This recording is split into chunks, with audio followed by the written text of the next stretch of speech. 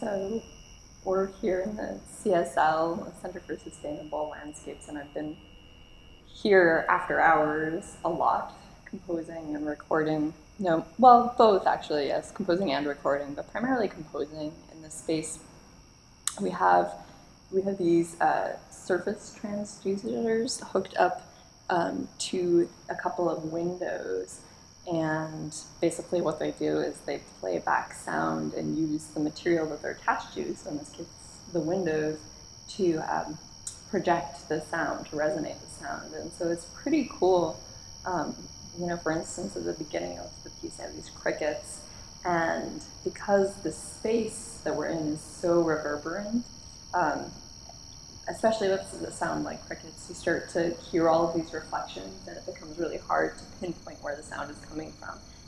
The other thing that's been kind of cool as I've been working here is, since I'm working with real sounds, pretty much unprocessed sounds, as I said, crickets, birds, water, gurgling, waves, the sound of docks groaning in the waves, trains, different wind sounds, a pinwheel blowing in the wind. All of these sounds, I'm bringing into this space, and some of them,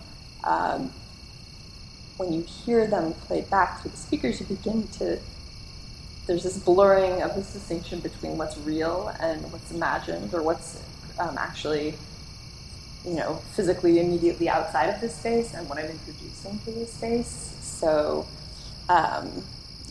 sometimes I hear a plane fly by and I start to think it's in the piece that I'm bringing here, rather than just outside, or sirens in the distance, or bird calls.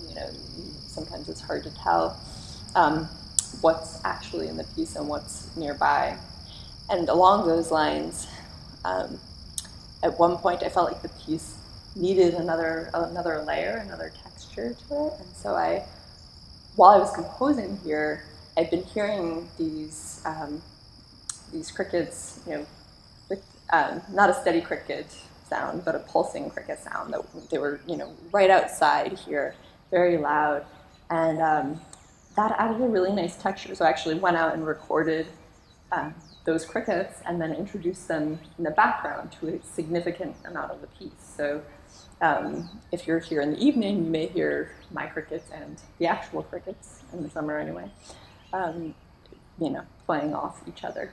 The other thing is that the building has lots of interesting squeaky noises and motor noises. The elevator makes this amazing squeak that actually reminds me of the dock that I have squeaking and groaning in the piece. And so as I've been composing, that's another thing that I've been sort of keeping in mind, is all of the sounds that are here, the sounds that the building makes, because, like I said, all these motor sounds that it has, because it's this building that really is alive in and of itself. It's like changing with its environment. So the windows open, when you need a little bit of fresh air, and they close again when it starts raining, or actually before it starts raining. Because it has all of these sounds, I've been trying to compose in such a way that leaves room for these sounds, that doesn't totally overwhelm the space. There are times that are softer and times that are louder, but that's always something that I keep in mind, as well as the people who are going to be in the space talking. So it's adding this layer of sound, this soundscape. On the one hand, hopefully feels real and believable. On the other hand, it's very much composed. So it's composed as a piece of music, in a sense, but a site-specific piece of music, a piece of sound art in the space.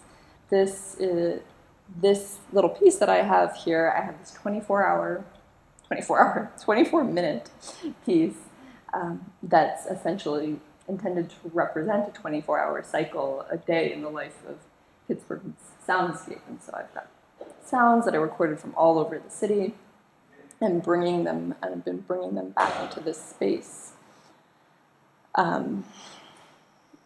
It's been interesting because as a listener, when you're in a physical location, you have kind of this set acoustic arena. You can hear only so far into the distance, and that farthest point that you can hear is called the acoustic horizon. And as I've been composing in this space, and as I listen with these transducers on the windows, I realized that what I'm really doing here is expanding the acoustic horizon of this building. And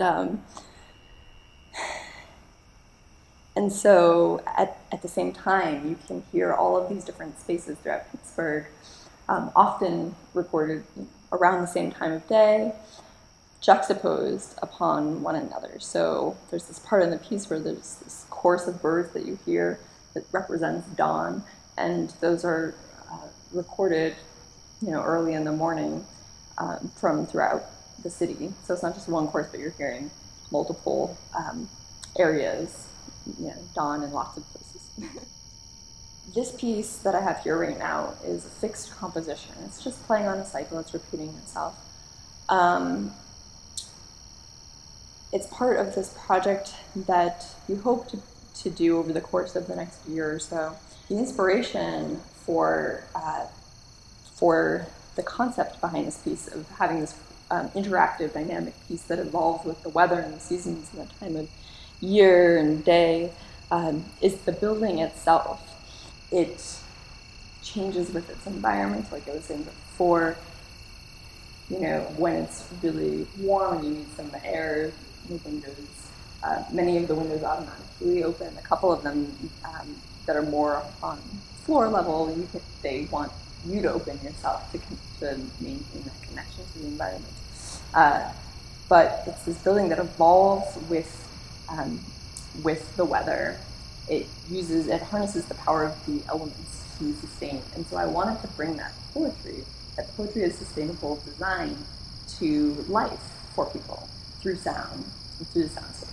The other thing that's really cool about this building is traditional buildings isolate us from our environment. You'll be inside and you won't even realize that it's raining outside. This building, the idea is that it's built to reconnect occupants to their environment rather than isolate them. And so that's one of the reasons why I was so interested in using the sounds of the environment, the natural environment throughout Pittsburgh, as the source material for this piece, because I wanted to use sound to reconnect people to their environment.